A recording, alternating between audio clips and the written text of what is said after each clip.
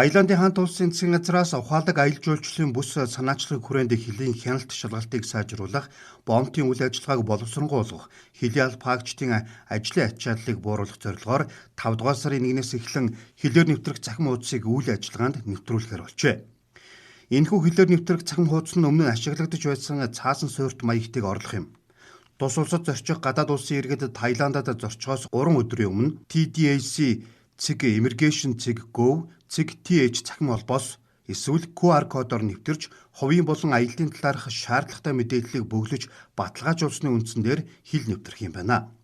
Иймд Таиландд зорчих иргэд дотоодын хууль дүрмийг чанд цахиж тус улсууд зорчхоос 3 хоногийн өмнө дээрх холбоосоор нэвтэрч хилээр нэвтрэх хуудсыг бөглөж нэвтрэхийг гадаад харилцааны яамнаас анхаарууллаа.